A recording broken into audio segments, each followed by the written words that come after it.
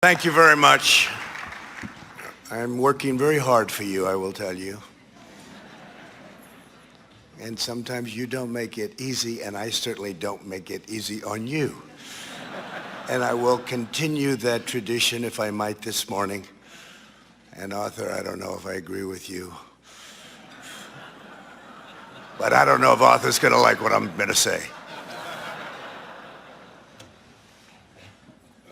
But I love listening to you. It's really great. Thank you very much. And thank you, Congressman, for the great job you've been doing and the relationship and the help. You're a warrior. Thank you very much. And Kevin, you're a warrior. Thank you. The job you've done is incredible. It wasn't supposed to be that way. A lot of extra work, unnecessary work. It's wonderful to be with the thousands of religious believers for the 68th annual National Prayer Breakfast. I've been here from the first one where I had the privilege of being asked. I've been with you for a long time before that. And we've made tremendous progress, tremendous progress. You know what we've done. I don't think anybody's done more than all of us together during this last 3 years. And it's been my honor.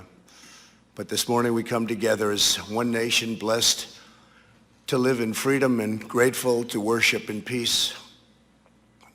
As everybody knows, my family, our great country, and your president have been put through a terrible ordeal by some very dishonest and corrupt people. They have done everything possible to destroy us, and by so doing, very badly hurt our nation. They know what they are doing is wrong, but they put themselves far ahead of our great country. Weeks ago and again yesterday, courageous Republican politicians and leaders had the wisdom, fortitude, and strength to do what everyone knows was right. I don't like people who use their faith as justification for doing what they know is wrong. Nor do I like people who say, I pray for you, when they know that that's not so. So many people have been hurt, and we can't let that go on. And I'll be discussing that a little bit later at the White House. We're joined today by two people whose faith inspires us all. Our amazing, wonderful friend, Vice President Mike Pence, and his wonderful wife, Karen. Thank you, Karen. Thank you to all of our great political leaders out there, so many that I've been working with so hard over the last 3 years, and we've accomplished so much. And to members of my cabinet in attendance, Secretary Mike Pompeo, Mark Esper, David Bernhardt, Jean Scalia, Alex Azar, Ben Carson, Dan Broilette, Betsy DeVos, Robert Wilkie, and Administrator Jovita Carranza. Joining us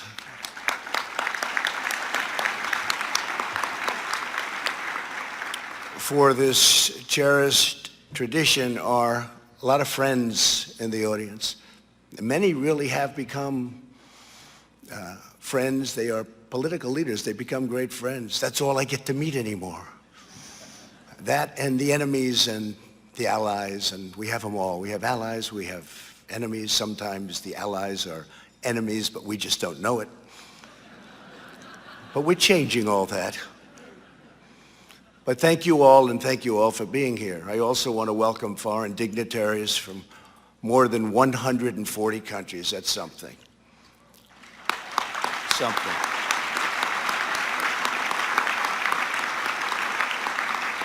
Everyone here today is united by a shared conviction. We know that our nation is stronger, Our future is brighter and our joy is greater when we turn to God and ask him to shed his grace on our lives. On Tuesday, I addressed Congress on the State of the Union and the great American comeback. That's what it is.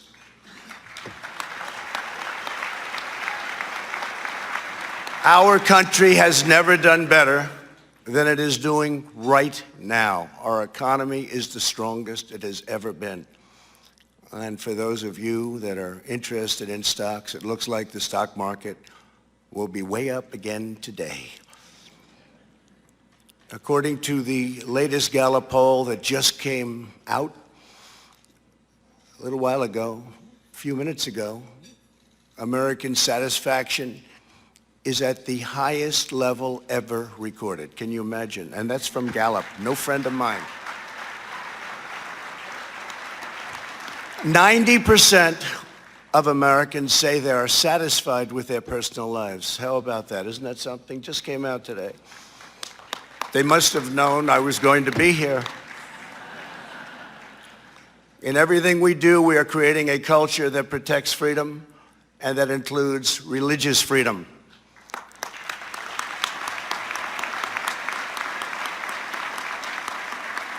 As I said on Tuesday in the House chamber, in America, we don't punish prayer.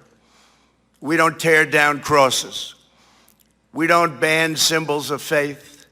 We don't muzzle preachers. We don't muzzle pastors. In America, we celebrate faith. We cherish religion. We lift our voices in prayer. And we raise our sights to the glory of God.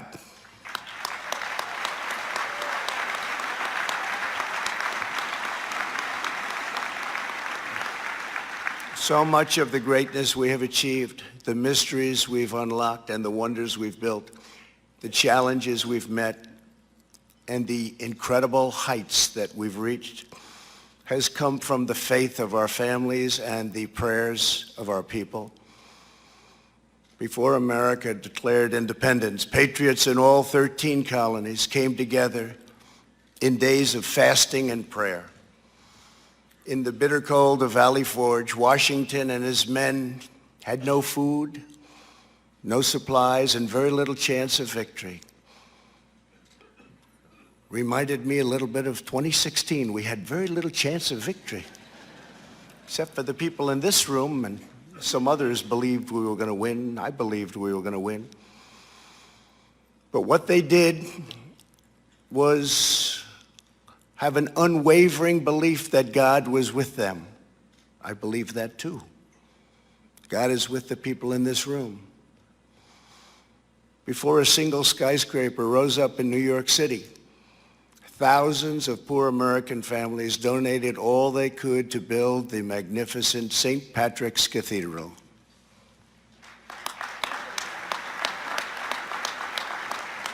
When Buzz Aldrin landed on the moon, he said, "Houston, I would like to request a few moments of silence." Then he read from the Bible. At every stage, our nation's long march for civil rights was inspired, sustained, and uplifted by faith, prayer, and devotion of religious believers. To protect faith communities, I have taken historic action to defend religious liberty, including the constitutional right to pray in public schools.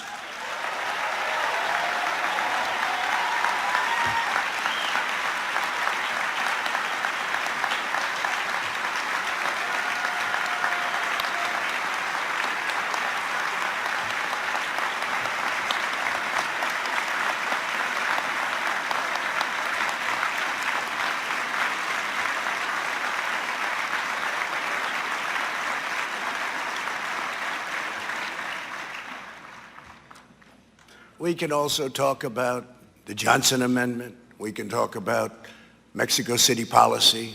We've done a lot.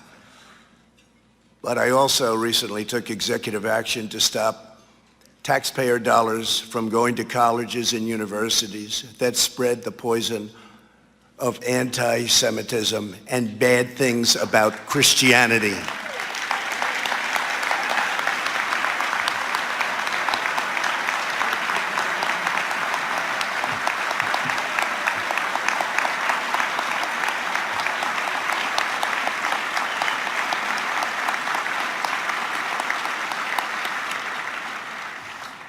We are upholding the sanctity of life. Sanctity of life.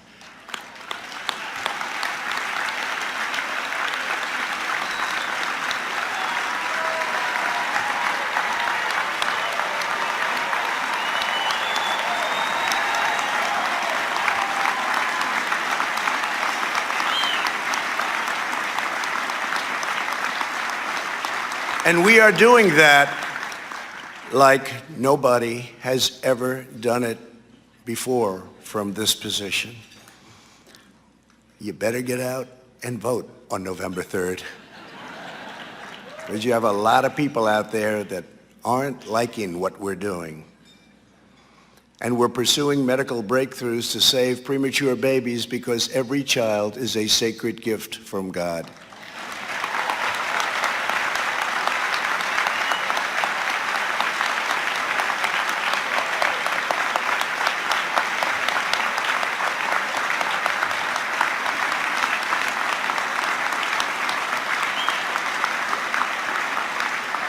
Together, we are building the world's most prosperous and inclusive society. We are lifting up citizens of every race, color, religion, and creed. We are bringing hope to forgotten communities, and more Americans are working today. 160 million, a little bit short, just a little bit. 160 million, we've never been even close than ever before. Think of it, more Americans are working today, almost 160 million than ever before. Our unemployment numbers are the best in the history of our country. A more specific number, and numbers that you hear me say if you listen, African American, Asian American, Hispanic American, the best unemployment numbers in the history of our country. Women, best in 71 years. Sorry, we'll have you there soon. Soon it will be historic. Have to apologize to the women. It's only 71 years. But the best unemployment numbers. We're doing things that nobody thought possible. We're setting records that nobody thought achievable. And to give former prisoners a second chance at life, which so many people in this room have worked on for so long. We passed criminal justice reform into law, and I signed it 9 months ago.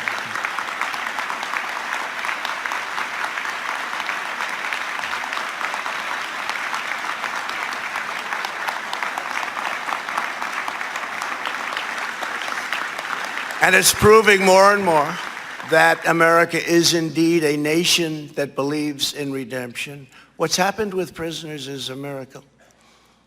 Prisoners would come out, nobody would give them a job.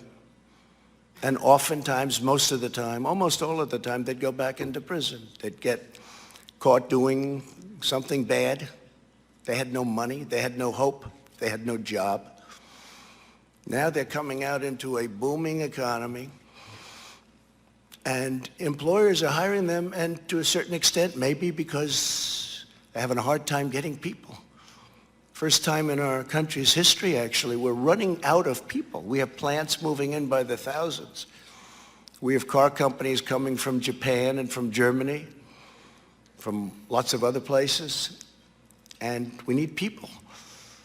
And employers are hiring prisoners, and they would have never done it except for what we've done with criminal justice reform, but even before that, because the economy has become so powerful.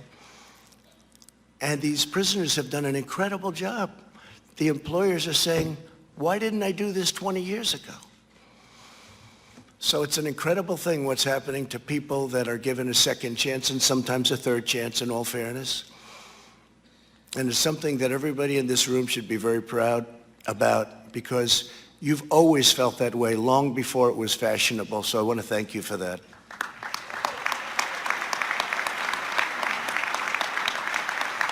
As we revive our economy, we are also renewing our national spirit.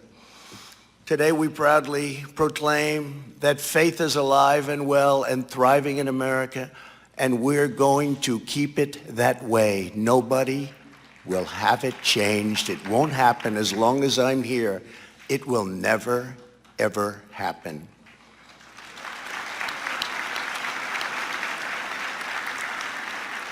Something which wasn't done nearly enough, I could almost say wasn't done at all. We are standing up for persecuted Christians and religious minorities all around the world.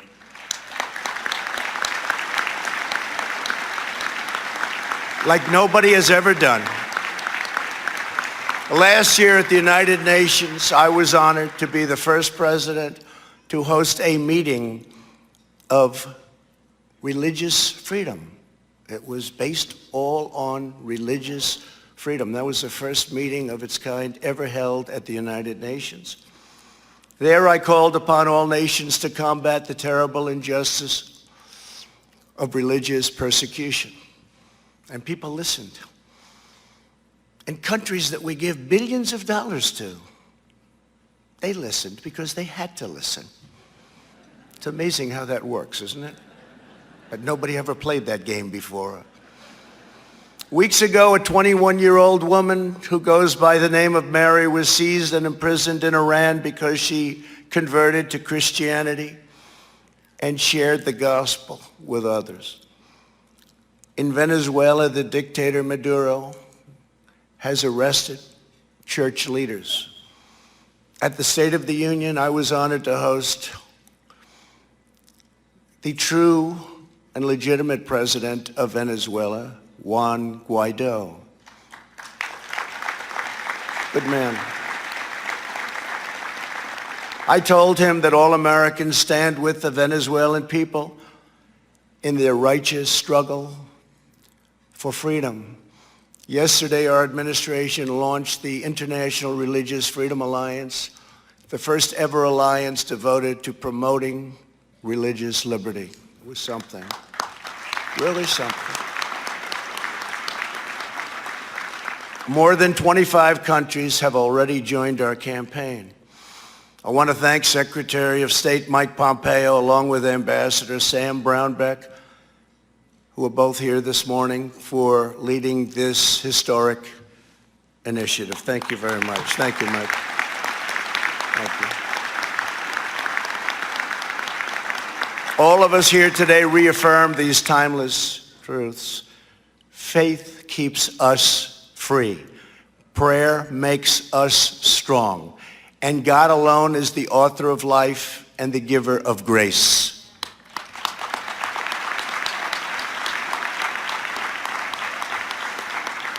With us this morning is a pastor who embodies the miracle of faith and the power of prayer, Reverend Gerald Toussaint from Louisiana.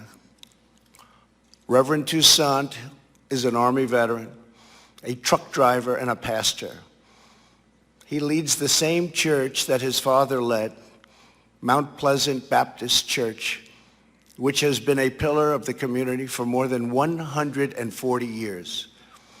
Last year, Mount Pleasant was one of 3 African-American churches in Louisiana that was destroyed in fire set by a wicked, hate-filled arsonist.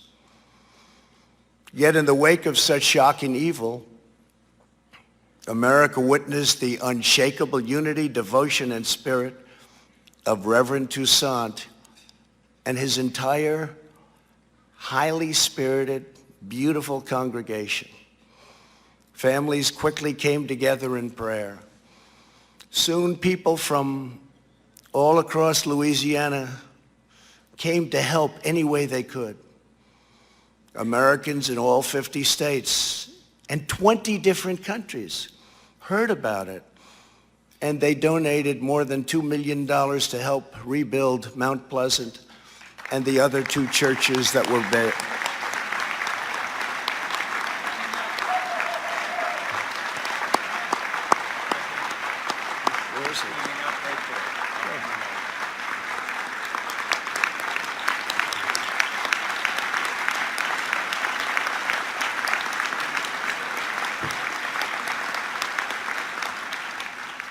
On Easter Sunday, just days after he lost his church, Reverend Toussaint preached about what it all meant. What does it mean?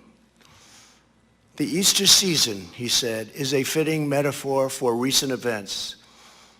It was dark the day that Jesus was crucified. It was dark at night when they burned our church. What has happened since is like a resurrection. Old things are gone, but it's going to be a brand new start, and it's going to be better than ever, Reverend. Better than ever. Fantastic.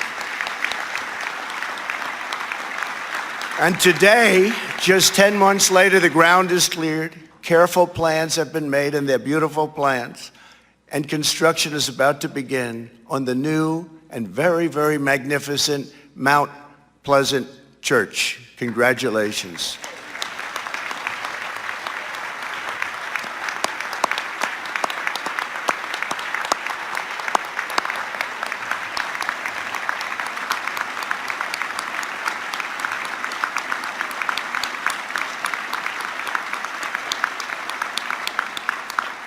You know, the Reverend says that we're rebuilding because that's what Jesus does. He rebuilds. He lives and he breathes. It's what he does. He wants it to be rebuilt. It was torn apart, but it's being rebuilt again, and I'll bet you it will indeed be bigger, better, and nicer than before. What do you think, Reverend? Yes? And it's going to have your mark on it. It did have, and now it have even great. And your father is looking down on you right now, and he's very, very proud of the job you've done. Thank you very much. Very much inspire us, Reverend. Thank you. Well, I want to just thank everybody. This has been very special. Tell your congregation that, and all of your people, that we have 350 million people in our country. They're proud Americans, and they respect what we're doing. Even those that you don't think so much like us, respect us, want to be with us, they're respecting our fight. And we are in a fight. Religion in this country and religion all over the world, certain religions in particular, are under siege. We won't let that happen. We are going to protect our religions. We are going to protect Christianity. We are going to protect our great ministers and pastors and rabbis and all of the people that we so cherish and that we so respect. America is eternally in the debt of our nation's African-American churches all throughout this country. That's why it's so fitting and so, it's one of the reasons we chose this particular church in Louisiana. For generations, they bravely fought for justice and lifted up the conscience of our nation, and we're grateful beyond any measure. But I can say that going beyond that, we're grateful to the people in this room for the love they show to religion. Not one religion, but many religions. They're brave, they're brilliant, they're fighters, they like people, and sometimes they hate people. I'm sorry. I apologize. I'm trying to learn. It's not easy.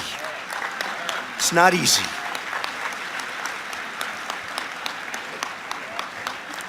When they impeach you for nothing, then you're supposed to like them. It's not easy, folks.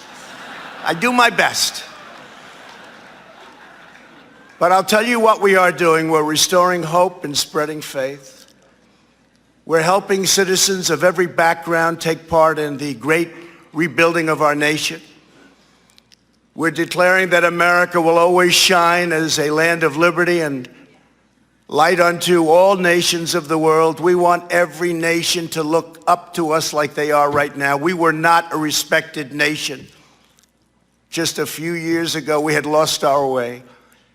Our country is respected again by everybody. This morning, let us ask Father in heaven to guide our steps, protect our children, and bless our families. And with all of our heart, let us forever embrace the eternal truth that every child is made equal by the hand of Almighty God. Thank you, God bless you, and God bless America. Thank you all very much. Thank you.